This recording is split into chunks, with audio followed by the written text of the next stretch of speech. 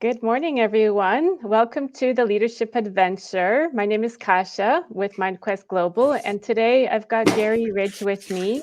It's such a pleasure to have you, Garry. G'day, Kasia. Great to be with you. Thank you. So, Garry, I can't wait for our conversation today to learn more about what you're up to. You are the former founder of WD40, and you're an Aussie. So I really was looking forward to have a chat with you because, as you know, I was living in Australia for 15 years. And I'd love to understand a bit about your earlier career and then about your current work as founder of The Learning Moment and the Culture Coach. How did you end up as the CEO of WD40? I know that there must have been a few steps that went into that. Certainly there was, and it went back to 1987. I was working in Australia for the distributor of WD40, and that licensing agreement was coming to an end. And it was at the time when WD40 were really starting to seriously think about how do you take the blue and yellow can with a little red top to the world. The brand was very established in the US, and it had sprinklings of markets around the world. So I had a call one day from the then CEO who said, "Hey, we're thinking about, how we're going to expand globally. Would you like to join us and open our Australian subsidiary?" And I said, "Oh, that sounds pretty good." My dad actually was an engineer. He worked for one company for 50 years from when he was 15 to 65. And I said to Dad, "Hey, what do you think about working for WD-40?" And Dad said, "You can't go wrong with that stuff, son." So number one lesson in life, listen to your dad. So I joined them in 1987 with a fax machine under my bed. And for 6 months, we stood up the company. And then in 88, we opened. And I spent most of my time actually working in the Asia Pacific region. So did a lot of work in many of the Asian countries. And in 1994, 7 years later, I was having a conversation with my boss, the CEO of the company, and I said, "Is there anything else you'd like me to do?" And he said, "Funny you should ask. Do you want to move to the United States?" I said, "To do what?" He said, "Well, I really do need help taking the blue and yellow can to the world, and you seem to have a passion for that. Why don't you come over here and help me do that?" And I said, "Oh, okay." So moved 8,000 or so miles to the United States, and then 3 years later, he retired. And for some reason, the board of directors of a US public company thought that this Aussie bloke might be okay as the CEO. I'd never been to Wall Street, and we were a public company, but I did have a lot of passion for taking the brand to the world. So from 1997 onwards, I was CEO until the end of August last year, which has been an unbelievable blessing and a great learning opportunity. Wonderful. And I think that you might have mentioned somewhere that you were the first person to take a can of WD-40 into a few Asian countries. I think I was the first one to actually seriously take WD-40 into China. And in those days, getting into China was a train ride from Hong Kong to what was then called Canton. And there was no currency, and there was only one hotel you could stay at.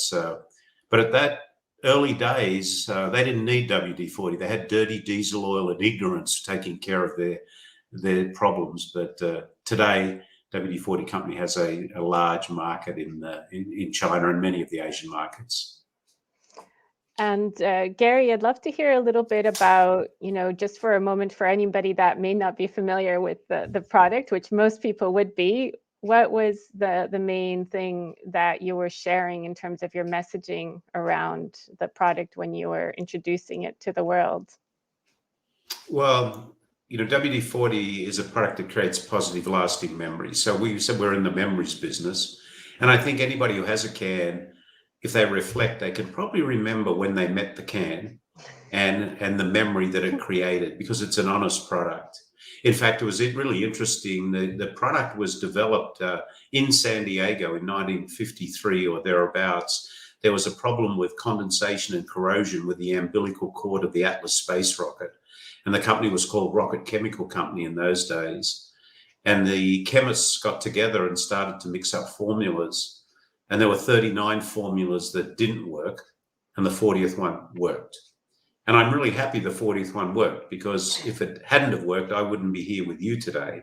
And I'm glad 39 didn't work, because WD39 doesn't sound as good as WD40. No, and I love that it also speaks to the resiliency, right? That it didn't happen on the first attempt. No, I often talk about the power of the learning moment. And, a learning moment is a positive or negative outcome of any situation that needs to be openly and freely shared to benefit all people. And WD40 was born from 39 learning moments. It's from learning that success comes. I love that. And I love how it links with the history of the company. Garry, when you first started as CEO, what was your initial thought when you took on that role? What was going through your mind? I was scared, but not afraid. Okay. And interestingly, that I had the opportunity that was really in front of us was to truly take a brand that was well established in the US and spread it around the world. We knew that there were lots of squeaks around the world, so there was a need for the product. But to do that, I really had to think about how we were going to build a culture that was able to operate in many different time zones. And for the first year or so, I hadn't come up with that answer. And interestingly enough, I was on a flight from Los Angeles to Sydney. And as you do when you fly, you carry stuff around to read and catch up on. And I was reading some articles, and I read two things that became foundational to my leadership point of view. The first one was a comment that's attributed, I believe, to the Dalai Lama. And it says, our purpose in life is to make people happy. If we can't make them happy, at least don't hurt them. And I thought, yeah, that makes sense in business. If we could create a culture where people actually were happy, enjoyed what they're doing, it might be powerful. And in the same flight, I read something from Aristotle, who was born in 384 BC, who said, pleasure in the job puts perfection in the work. And I thought, wow, these two things link. Happy people will do better work. I got back to San Diego, and this is running through my head. I thought, there's got to be something here. And I was reading an article in the local newspaper, and it talked about a master's degree in leadership that was being provided at the University of San Diego. And it was a joint program that was put together by the university and by Ken Blanchard, the 1 Minute Manager. And I went to a information session, and Ken said, the problem with most MBA programs is they just get people in the head. We got to start getting people in the heart. And he went on to talk about, the power of servant leadership. And I went, this is it. This is my calling. So I went back to school. Here I am, 2 years, already the CEO of a US public company, back to school. And I did a master's degree in leadership at USD. And that's where I learned all of the attributes of servant leadership that I then implemented in the company over a period of time. In fact, I loved that program so much. We actually sent 35 people over 20 years through that program and to get educated around the power of servant leadership. So that was really the turning point. And from there, with the help of many people, because I'm not the smartest guy in the room, we built this amazing culture that has lived on through the company for many years. Nothing like learning on the fly. It sounds like you were learning on the job, right? That's it. How did you, it's a huge question to ask you. How did you go about creating such an amazing culture that led to 93% engagement? What do you think were the things that had to change to make that happen? Well, the first thing that had to change is me. You have to understand who you are as a leader before you can lead anybody else. And that was, something that I learned during that program. And I didn't change or develop the culture. I did it with a lot of help. This is not a Garry Ridge did it thing. I happen to have the vision of what we could be, but I needed a lot of help.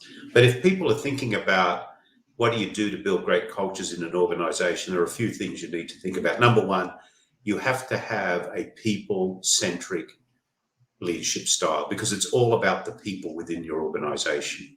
So it's how do you love up your people? How do you take on the responsibility of a leader? And Simon Sinek says that leadership's not about being in charge, it's about taking care of the people in your charge. And how do you act as a coach to those people with one objective, which is to help them step into the best version of their personal self? So that's got to be the leadership point of view around it. The second thing you need is a clearly defined and authentic purpose. Why do people get up every day? Our purpose was to create positive, lasting memories. We wanted to create positive, lasting memories for the people who went to work every day at the company, for the customers that we served, for the end users who used our product, for Mother Nature who gave us permission to be in the world, and for our shareholders. So, what is the true purpose of the organization? Then you need to have a set of clearly defined values in the organization. And these values are the written reminders of the only acceptable behavior within the organization. And I've said that values are there to protect you and set you free. We've said forever, anybody in the organization should be able to make any decision they want to make without quacking up the hierarchy if they have a prioritized set of values that guide them to do that. Then you need to have a culture that has high psychological safety. And you create psychological safety by reducing fear. And that's why the learning moment was born. I said, we don't make mistakes. We have learning moments. And the definition of a learning moment was a positive or negative outcome of any situation that needs to be openly and freely shared to benefit all people. So creating that psychological safety, because there's two things that are important to people in organizations. Number one is, do I matter? And number two is, do I belong? And those two things are so important. And then that framework sits on 4 pillars of care, candor, accountability, and responsibility. I care enough about my people not only to reward them and applaud them for doing great work, but as a leader, I'm brave enough to redirect them when they need to be redirected if they're not operating within the values of the organization. And one of the challenges a lot of leaders have is they protect their own comfort zone at the expense of other people's development, because that redirection is sometimes not comfortable, particularly if you haven't been clear around what we are holding each other accountable for, which is the second pillar is candor. No lying, no faking, no hiding. I believe most people don't lie. I believe they fake and hide in organizations because of fear. Next one's accountability. What are you and I going to hold each other accountable for? And how are we going to make sure that accountability is clear? I wrote about that in a book with Ken Blanchard that Ken and I actually wrote together. And our motto is, we're not here to mark your paper, we're here to help you get an A. So what does an A look like? And then responsibility. Responsibility is killing the disease of most organizations, which I call the na disease, the finger pointing, where instead of taking responsibility, we point fingers at others. So that's kind of the framework that then creates a high, what we call will of the people, which is a highly engaged workforce. And if you have a highly engaged workforce and a clear strategy, then you're going to have a higher outcome than if you have a low employee engagement or low engagement and a good strategy. Garry, I think, I love also how you explain values in this case, because that is often one of those things that's just there, but not necessarily followed. And often the clients that I work with, they don't necessarily even pay attention to those values. And I've heard you describe this before, that they're like a riverbank, right? And they keep people in flow, in alignment.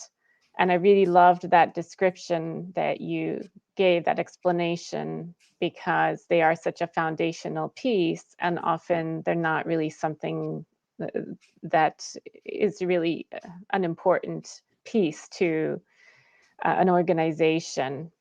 What do you think is a good way to create those values so that they really are in alignment and that people do actually follow those values?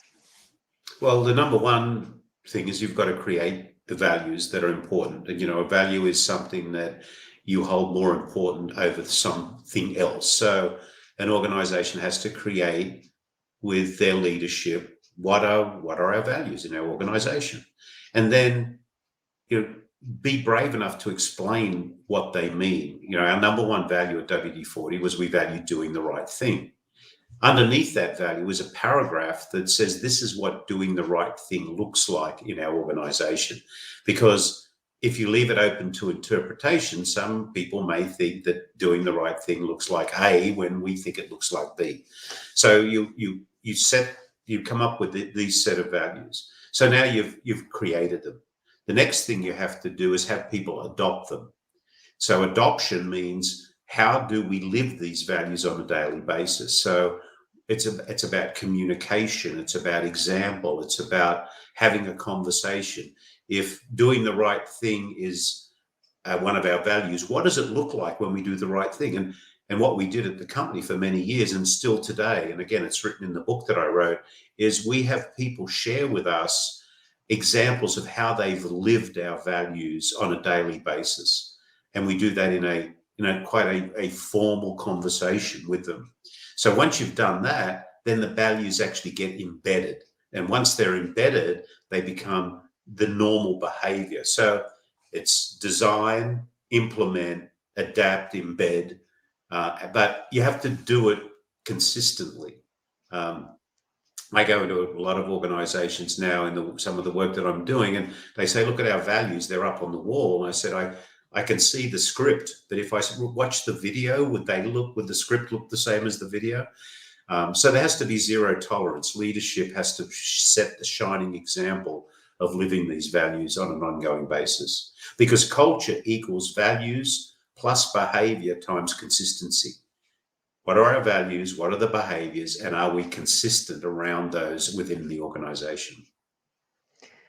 And when you talk about, the formal conversation piece, do you mean in a conversation between a manager and an employee? How do you do this on a larger scale? Yeah. Firstly, we threw the word manager out. So we didn't have managers, we had coaches. So because our job is not to manage people, it's to coach people. And the job of a coach is pretty simple. A great coach never runs on the field. A great coach spends a lot of time on the sideline observing the play, so they can coach the person to play a better game. And they spend a lot of time in the locker room having that conversation. So it's a one-on-one conversation on an ongoing basis. And, you can set formal periods of time to do that. We used to say at least every 90 days, we want you to take time with the people that you lead to talk about how they've used our values. So it's an active role as a coach to be able to talk about and use them and show examples of how by using them, they're actually embedded in behaviors. Garry, I love that. Thank you. I'm curious, also about the book that you mentioned, Help Me Get an A. I think, it's such a good way to describe that the role that these coaches play, right? It's really to help people utilize their full talents. And certainly for me, that's one of the reasons that I do what I do. I see so much talent being wasted and all of this investment going into finding talent and, investing huge amounts of money into the recruitment piece and then not doing much to help develop that talent and develop someone's full potential. To me, that's a tremendous waste. And I love the title of that former book. Can you share a little bit about that book in terms of, what are the Yeah, key principles that you yeah, highlighted there? yeah. The book is called Helping People Win at Work. And I wrote it with Ken Blanchard, the 1 Minute Manager. And its byline is, I'm not here to mark your paper, I'm here to help you get an A. And that whole concept came from Ken, when I was doing my master's degree, he was one of our professors. And in a class one day, he shared a story about when he was a professor at one of the universities, he used to hand out the final paper at the beginning of the class. And the administration at the university would say, "What the hell are you doing, Blanchard, giving out the final paper?" He said, "Well, my job is to help them uh, over the period of time to help teach them the answers, because life's not about some bell curve grading. It's about helping people actually get A's. And if you know what an A looks like, then I can help them learn how to get that A." And I went, wow, how about that? What do organizations do? Are we being clear? So the principle is you and the person you have the privilege to lead and coach, you decide at the beginning of a period of time what are the 3 to 5 or 6 essential functions in the role, and what would an A look like in that. And then you agree. I agree with you, Kasha. What's this A look like? Now, my role is to help you get the A. So we would meet on a regular basis, and I would ask you, where do you think you are? Are you achieving your A at the moment? They said, no, I'm achieving a B right now. Okay, what's getting in your way? How can I help you? What do we need to do? Is it competency? Is it what roadblocks are getting in your way? So I become the enabler to help you because I want you to get that A. So, and then you would also identify some short and medium term goals that you want to achieve. And what does the outcome look for that? I'm just now dedicated as your coach to helping you get that A. That's my job. So that's the difference between a manager, a coach, and clarity around what do you expect from me? What do I expect from you? And how are we going to help each other, reach that ultimate goal? Mm-hmm. What would you say, in terms of like your observations of how organizations work, would be the percentage of companies that apply that coaching approach in this day and age? Unfortunately, not a lot. A lot of companies still have the old antiquated review system where, once a year I sit down with you, Kasha, and I say, here's how do you think you went this year? Or here's 3 ways that you should have improved. And, you have every right to say, if you would have shared that with me 360 days ago, I could have actually done something about it. So, today's coaching is all about continual interaction. And that's what builds, people want to know, do they matter and do they belong? And there's nothing stronger. There's nothing stronger than a message to someone that they matter by the person that is their leader, helping them win. You matter to me. I want you to win. But unfortunately, a lot of leaders, their ego gets in the way. It's all about me, me, me. They want to be micromanagers. They have all the answers. We're not going to get feedback from anybody else. All of that. I don't know if I ever introduced you to someone that I created. Let me find them here. Yeah, this is Al or Alice, the soul-sucking leader. And this person has some attributes that really do create bad culture. Number one is that their ego eats their empathy instead of their empathy eating their ego. This person's a micromanager. They think they're corporate royalty. They love a fear-based culture, is a master of control, is a know-it-all. They have all the answers, even the wrong ones. They don't value learning. They must always be right. They hate feedback, and they don't do what they say they're going to do. And, these are some of the attributes of leaders that create these crappy cultures. What do you think, are the reason that those leaders are? I know you may not have the answers because we don't have all the answers, but what do you think creates these types of leaders? What conditions? They're unaware. I had most, if not all of those attributes in some level of abundance earlier in my life. And until I had the opportunity to understand how those behaviors were not benefiting those that I wanted to lead, I didn't know that I was a crappy leader. So I think, awareness. Marshall Goldsmith wrote a great book called What Got You Here Won't Get You There. And I actually use it in my coaching practice.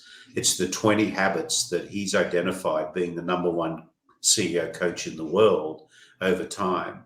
And, they're similar to what I just, shared with you, but, simple things like not being a great listener, wanting to add too much value. So I think number one is identify the areas that are not benefiting you as a leader.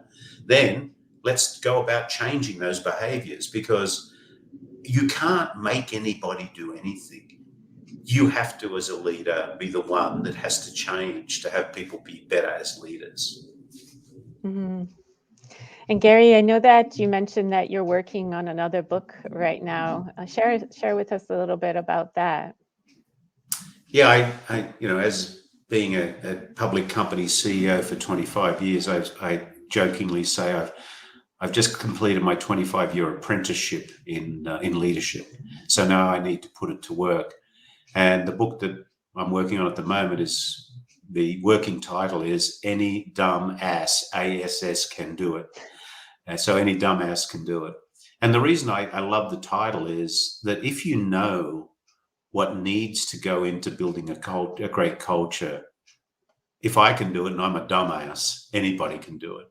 So that book is going to be a 25-year journey of the learning moments in building great cultures in an organization. It's about a year out. The manuscript's due in January, and it'll be about a year before it comes out, but it's well underway. In the meantime, read Helping People Win at Work.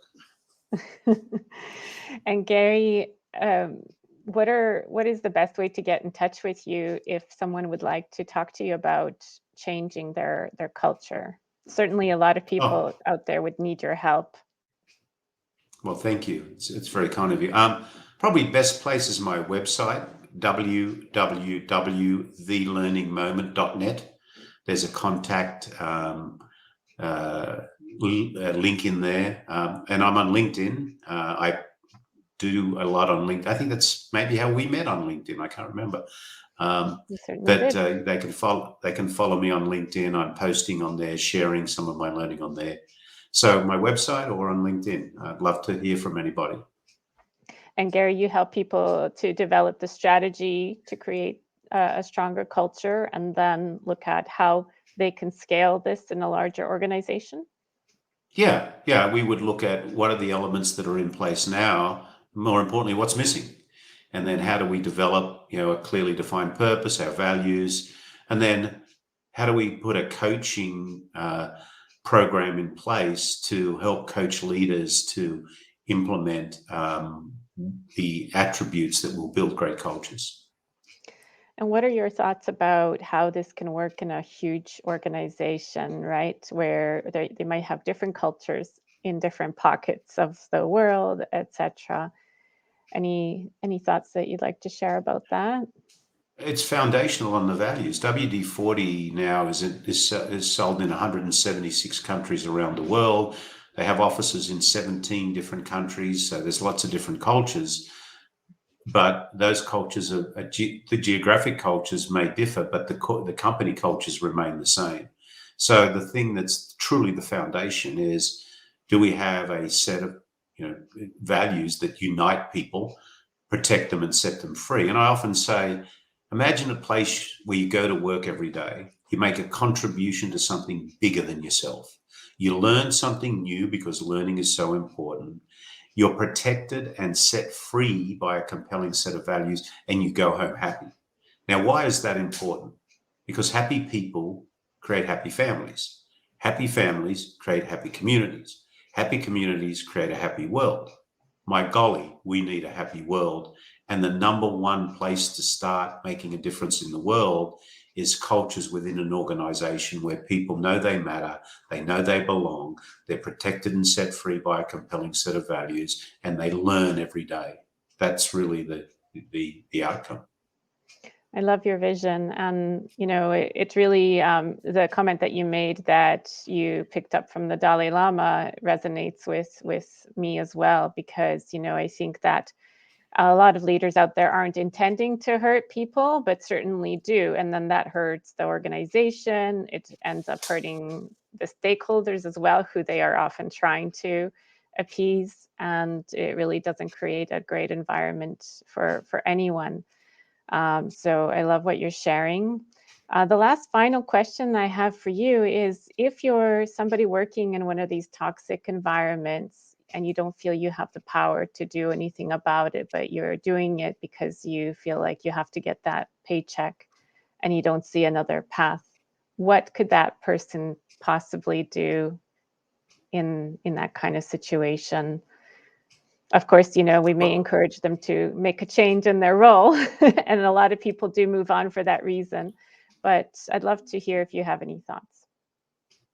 well, again, they're not happy, and life is a gift. Don't send it back unwrapped. So if you're in an organization where there is no sign that the culture is going to change to satisfy you as a person, you deserve better. Look around for something that is going to meet that need, because your happiness is the most important thing. Thank you, Garry. And I think that is the reason that we connected on LinkedIn, that quote that you shared, don't send your gift back unwrapped, because I did see that you shared it and it resonated with me. And I passed that on. So thank you for sharing your learnings, your learning moments with us today. I really appreciate that you've shared your time with us. And I look forward to hearing more about your work in the world and expanding the work that we're doing, because it's certainly needed. And there are a lot of people that are struggling. And unfortunately, it's not only happiness, but also health that can suffer Yes. significantly due Oh, to yeah, these toxic environments. yeah, well-being is absolutely impacted. So it's more important. And thank you for what you do to help get the message out there. It takes a village here, and thank you for being part of the village. Well, thank you as well. Yes, it does take a village, a tribe to make these things happen. Thanks again, Garry. I really, really enjoyed our conversation, and the tidbits that you have to share are absolutely, invaluable. Thank you so much.